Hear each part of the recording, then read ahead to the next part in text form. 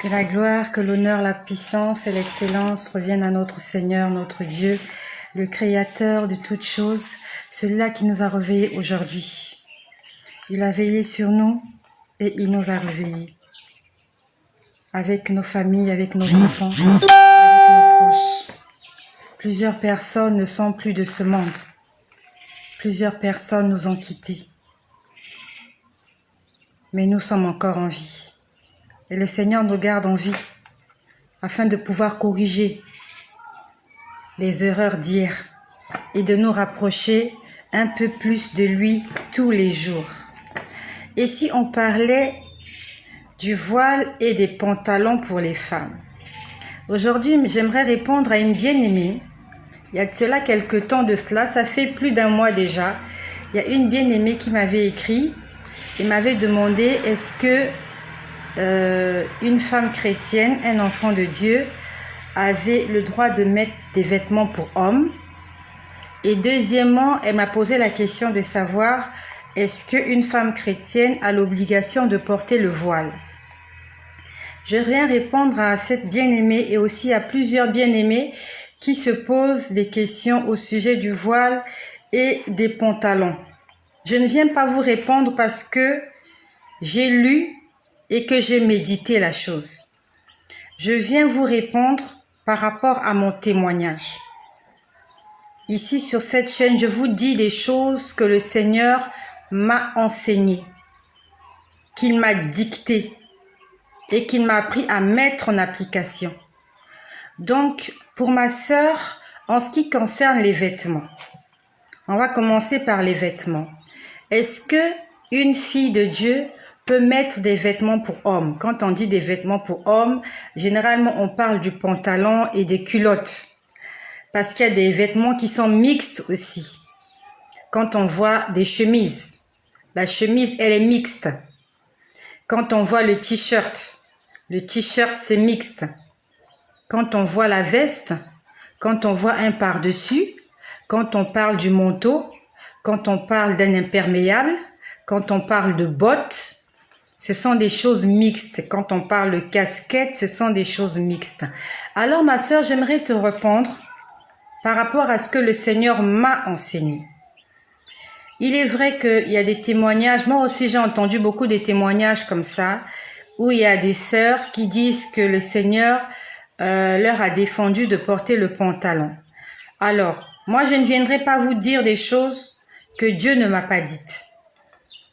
Moi, quand le Seigneur est venu me convertir, il m'a demandé d'arrêter avec les cheveux artificiels et d'arrêter avec la parure artificielle. Quand je parle de parure artificielle, du maquillage. Quand je parle du maquillage, c'est du make-up. Donc, le Seigneur m'a demandé d'arrêter avec les faux cheveux, que ce soit naturel ou synthétique. Il m'a demandé de ne plus me maquiller, donc ne plus mettre le make-up comme je le mettais avant, la façon dont je me maquillais. Et il m'a demandé de ne plus porter des bijoux. En ce qui concerne les pantalons, le Seigneur personnellement ne m'a pas défendu de porter le pantalon, mais il m'a demandé de m'habiller de façon décente. Ça veut dire que si je porte un vêtement, que cela ne soit pas une occasion de chute pour les autres. Et aujourd'hui, nous savons que le pantalon montre les formes de la dame, montre les formes des femmes. Vous pouvez voir une femme, elle a des formes et au lieu de les cacher sous une robe ou sous une jupe, elle porte un pantalon et un pantalon très moulant. À telle enseigne que lorsqu'elle marche dans la rue, les hommes généralement se retournent pour la regarder. Ils ne la regardent pas parce qu'elle est bien habillée ou parce qu'elle est mal habillée. Ils la regardent parce qu'elle a exposé des choses qui frappent le regard. C'est ce que le Seigneur m'a défendu de faire. Il m'a défendu d'exposer mon corps. Donc, si tu portes un pantalon, tu fais de telle sorte que le pantalon que tu as porté ne soit pas une occasion de chute pour ton prochain. Parce qu'on sait que le pantalon, il montre les formes. Et aujourd'hui, il y a le collant. Dieu ne défend pas de porter le collant. Mais si tu le portes pour que séduire, à ce moment-là, tu es en train de commettre un péché. Tu peux avoir ta robe et tu mets un collant en dessous, juste parce que tu veux te sentir bien. Il y a beaucoup de personnes qui ont des problèmes de poids, de surpoids, des femmes. Et elles sont obligées de mettre des collants. Elles sont obligées de mettre des jeans pour empêcher le frottement des cuisses parce que ça fait très mal. Le collant n'est pas diabolique. Mais le collant est diabolique lorsqu'on l'utilise mal. Il y a des femmes aujourd'hui, elles portent le collant avec un petit t-shirt et elle va faire ses courses. Ça s'appelle de l'impudicité. C'est une façon de s'habiller impudique. Il y a des mères de famille. Elles portent un jean moulant. Vous pouvez voir la forme de son derrière. Vous pouvez voir même les traces de son derrière. Ça, c'est un péché, c'est de l'impudicité. Mais une femme qui porte un pantalon ample, je vois pas où est le mal. Si vous portez un pantalon qui n'affiche pas toutes vos formes, en fait, qui n'attire pas les regards des gens, cela n'est pas un péché. Vous passez inaperçu. Si vous portez un pantalon et que vous sentez que votre derrière est mis en évidence, portez un haut qui est long. Portez quelque chose de long pour cacher votre intimité, pour cacher vos formes. Mais ne les exposez pas. Le fait d'exposer, c'est ça qui attire le péché. Et là, je ne viens pas vous évangéliser. Je viens vous parler de mon témoignage, de comment Dieu m'a appris à m'habiller. Il m'a dit, je ne veux plus que ton corps soit exposé au point d'attirer la convoitise des hommes et des femmes. Donc toi, tu n'as peut-être pas d'habit. Tu n'as que ce jean serré là. Tu vas porter ce jean là avec un haut qui va cacher tes fesses. Il ne faut pas qu'on voit tes fesses. Parce que ce sont les fesses qui attirent les hommes. Qu'on ne doit pas voir les formes qu'ils dramatisent. C'est ce que le Seigneur m'a enseigné.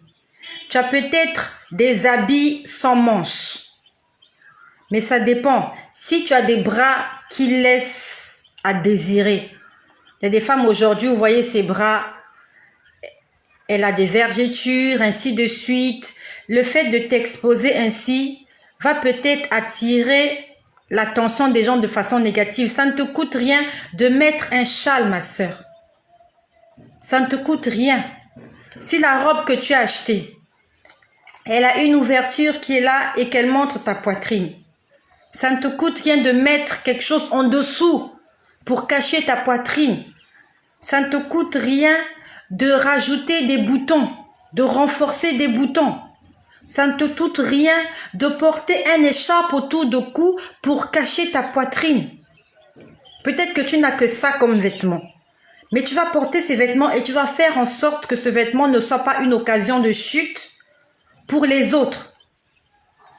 Donc ça, c'est pour répondre à ma sœur qui m'a parlé, est-ce que les femmes doivent mettre des vêtements d'hommes ou de femmes? Là, je vous ai parlé du pantalon. Moi, personnellement, le Seigneur ne m'a pas défendu de mettre le pantalon. Mais il m'a dit, quand tu portes ces vêtements-là, il ne faut pas qu'on voit tes formes. Il ne faut pas que les hommes se retournent dans la rue pour te regarder.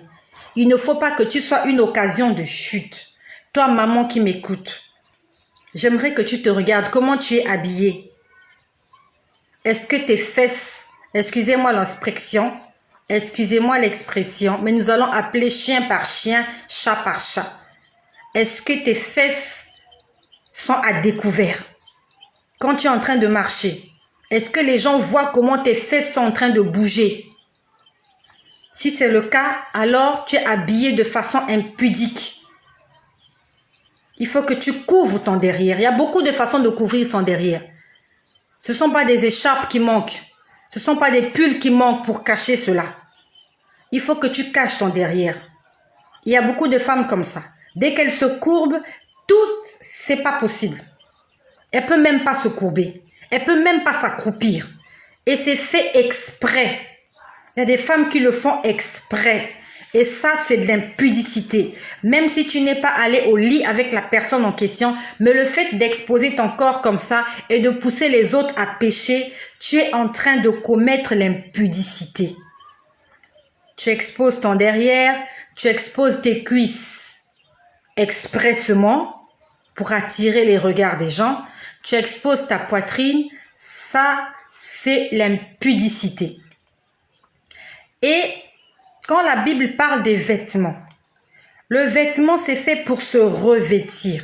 Un vêtement, c'est pas quelque chose qui colle à la peau. Un vêtement, c'est quelque chose qu'on porte pour une circonstance ou pour une autre et qu'on peut enlever.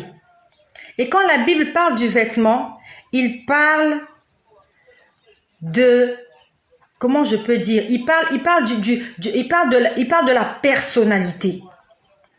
Quand la Bible dit, dans le livre de Deutéronome, dans Deutéronome au chapitre 22, au verset 5, il est écrit « Une femme ne portera point un habillement d'homme, et un homme ne mettra point des vêtements de femme.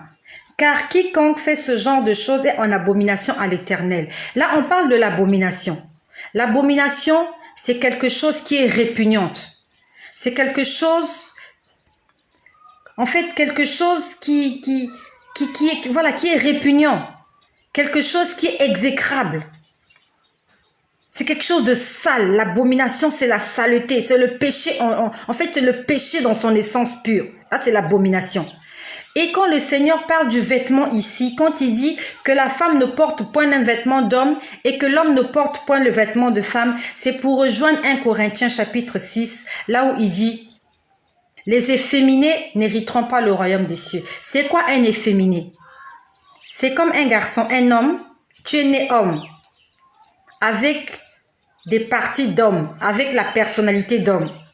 Mais tu veux changer de personnalité, tu veux devenir une femme. Tu commences à te comporter comme une femme, alors que Dieu t'a créé homme.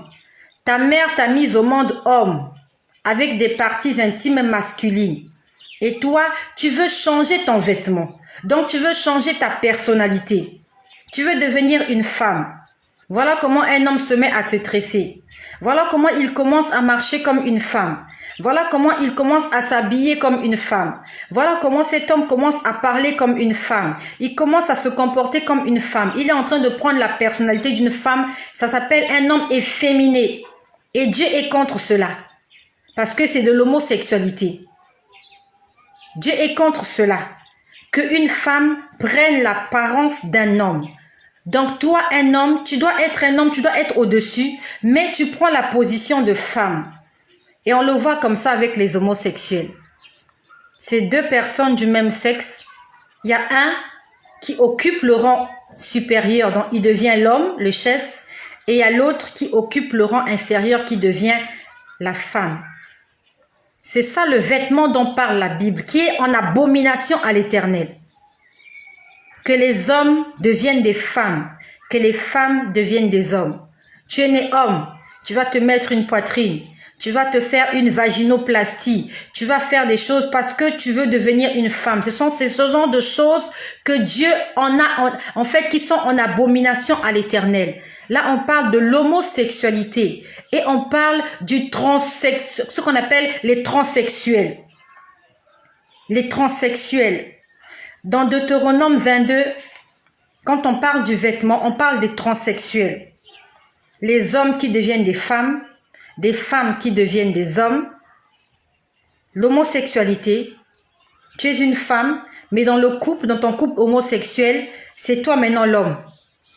Même dans le foyer, la femme dit soyez soumise. Mais toi, au lieu d'être soumise, tu deviens au-dessus de ton mari. En fait, tu as enlevé ton vêtement, tu portes maintenant le vêtement d'un homme dans le foyer. C'est un péché. C'est un péché. Toi, ma sœur qui m'écoute, tu es dans un foyer, tu as revêtu le vêtement de ton mari. À la maison, c'est toi qui commandes. Tu es contre Éphésiens qui dit « Femme, soyez soumise ». Parce que tu as revêtu un vêtement qui ne t'a pas été attribué. Au lieu de laisser la place au mari, de le laisser être le chef de la maison, c'est maintenant toi qui as revêtu la parure de chef de la maison. Et aussi toi, homme, tu es dans la maison, tu as revêtu la parure de la femme. Tu fais ce que ta femme doit faire. Au lieu que c'est toi qui diriges les opérations à la maison, tu es au-dessous. C'est de l'abomination pour l'Éternel parce que le Seigneur dit, que la femme soit soumise. La femme doit être sous l'homme. Donc c'est de ce vêtement que parle Deutéronome 22, verset 5. Quand il dit que l'homme ne porte pas de vêtements de femme et que les femmes ne portent pas de vêtements d'homme. Il ne s'agit pas du vêtement physique. Il s'agit de la personnalité. De la personnalité. Tu as un petit garçon, au lieu qu'il se comporte comme un garçon, il se comporte comme une fille. Il joue avec des poupées, il danse comme des filles, il aime la compagnie des filles et avec le temps, il devient homosexuel. C'est de ce vêtement-là dont nous parle la Bible. Personnellement, le Seigneur ne m'a pas défendu de porter des vêtements d'homme. J'ai des chemises, j'ai des pantalons que je porte de façon décente, je répète bien, je porte de façon décente. Et même quand je mets un collant, je sais comment le mettre.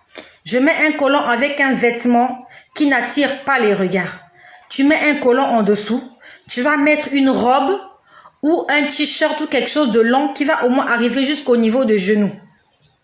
Tu n'as rien fait de mauvais. Mais si tu portes un collant avec un haut qui s'arrête au niveau de ton nombril, je te laisse imaginer les accidents que tu vas causer en route. Ça, c'était pour ma sœur qui m'a posé des questions au niveau des vêtements de femme. Et parlons du voile.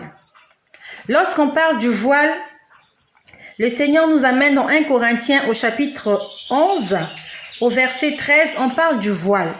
Là où on dit que la femme doit se voiler lorsqu'elle prie. C'est comme je vous ai dit, je ne viens pas prêcher. Je viens vous dire, donner mon témoignage.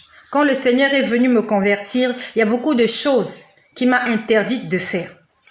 Le Seigneur m'a appris à porter le voile quand je prie. Là, c'est vrai, je n'ai pas le voile, je suis juste en train de faire un témoignage.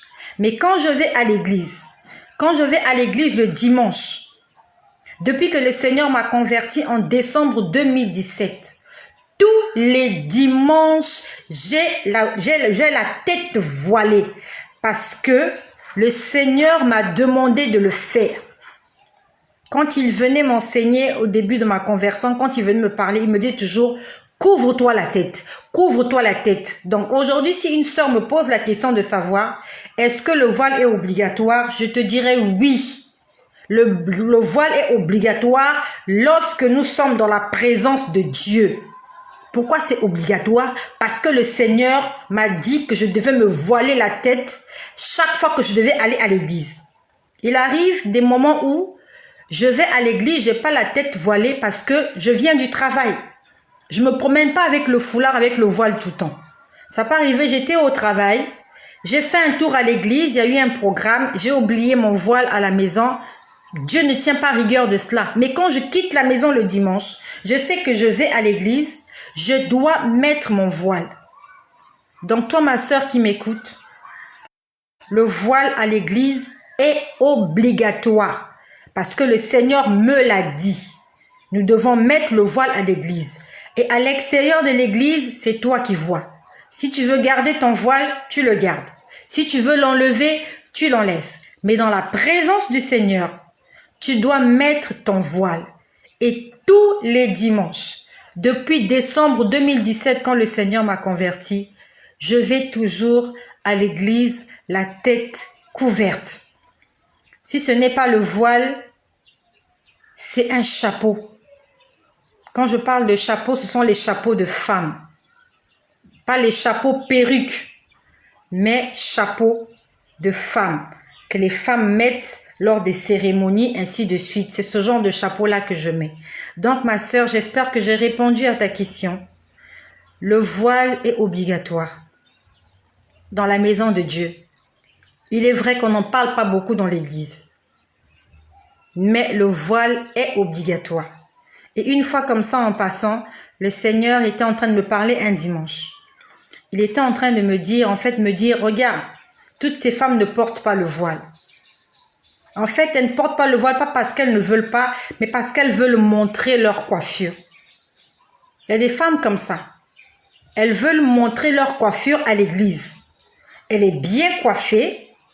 Elle veut que les gens le voient. Sauf que lorsque sa tête sera exposée, ça c'est le Seigneur qui me l'enseignait un dimanche. Elle est bien coiffée, c'est pas mauvais. Nous devons être beaux et belles pour la gloire du Seigneur. Mais sauf que elle est bien coiffée. Derrière elle, elle a un être humain, elle a quelqu'un qui a des sens. La personne va regarder sa coiffure, soit va commencer à critiquer sa coiffure ou va commencer à l'apprécier. Et au lieu que la personne se mette à écouter ce que le pasteur est en train de prêcher, il est en train de regarder la coiffe de la sœur, soit il est en train de juger, il dit « Oh, elle n'est même pas bien coiffée ». Ou alors il dit « Oh là là, elle est bien coiffée ». Donc du coup, ça détourne l'attention de l'auditoire. Et ça, c'est le diable qui est à l'origine de toutes ces choses-là. Ça, c'est ce que le Seigneur m'a appris. C'est pour ça qu'il m'a dit, je demande aux femmes de se voiler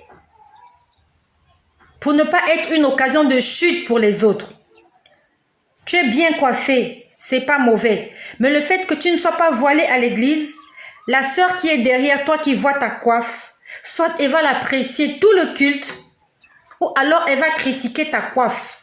Elle va voir ta coiffe, elle va commencer à penser à beaucoup de choses. Ah, je dois me faire la même coupe. Ah, mais je vais lui poser la question. Où est-ce qu'on l'a coiffée? Ah, mais finalement, elle est mal coiffée. Du coup, tout ce qui se passe sur la chair, la sœur a les idées ailleurs. Pourquoi?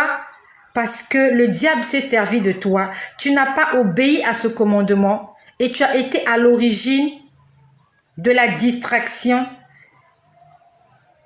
de ton prochain. Ça, c'est ce que le Seigneur m'a appris. Donc, ma sœur, mes sœurs, voilons-nous la tête. Tu es bien coiffée, c'est pas mauvais. Tu es belle, oui. Tu vas montrer ta coiffe après le culte. Parce que la personne qui est assise derrière toi est venue pour écouter la parole de Dieu. Et ce n'est pas bien que cette personne puisse rater sa bénédiction juste parce qu'elle a passé son temps à regarder ta coiffe. Elle peut ou ne pas voir ton vêtement parce que tu es assis sur une chaise. Mais ce qui est sûr, c'est que ta nuque derrière là, elle va voir. Elle va voir tes tresses. Et tu vas empêcher quelqu'un d'entrer dans sa destinée. Juste parce que tu n'as pas voulu mettre le voile 2 heures le dimanche. Tu n'as pas voulu couvrir ta tête 30 minutes, une demi-heure. Parce qu'il faut qu'on voit que tu es allé chez le coiffeur. Que tu t'es faite belle. Il faut que le pasteur voie ta coiffe. Il faut que tout le monde sache que tu te coiffes cher, chic. Mes sœurs, ne soyons pas des occasions de chute. Non seulement l'autre, tu es une occasion de chute pour l'autre, mais il y a aussi quelqu'un devant toi qui est une occasion de chute pour toi. Parce que pendant que tu es assise, tu vois aussi les coiffes des autres femmes. Donc dans l'église, si chacune se mettait à voir la coiffe de l'autre, combien de femmes à l'église suivent vraiment le culte? Il y en a combien? Aujourd'hui, les femmes raffolent de beauté. Tout le monde veut toutes les femmes veulent être belles, coquettes. Donc, toi, tu regardes la coiffe de l'autre. L'autre regarde la coiffe de l'autre. Celle qui est derrière toi regarde ta coiffe. Si vous êtes 100 comme ça dans l'église, est-ce qu'il y en a même 50 qui sont concentrés sur ce que le pasteur est en train de donner comme enseignement? C'est pour ça que notre Dieu nous demande d'obéir à sa parole. Mets le voile, ma sœur. Mets le voile. Quand tu vas à l'église, ça ne te coûte rien, tu ne perds rien. Il y a une façon de mettre le voile de telle sorte que tu ne vas pas froisser ta coiffure. Mettons le voile. Donc voilà, j'ai répondu à ma sœur Rosette qui m'avait posé la question sur les vêtements. Est-ce que les femmes doivent porter des vêtements d'hommes? Et est-ce que les femmes doivent se voiler? Que le Seigneur vous bénisse. Et dorénavant, le dimanche, ma sœur, prends un foulard, mets dans ton sac. Avant d'entrer dans le culte, mets ton foulard sur la tête afin de ne pas être une occasion de chute pour ton prochain. Soyez bénis et que le nom de Jésus-Christ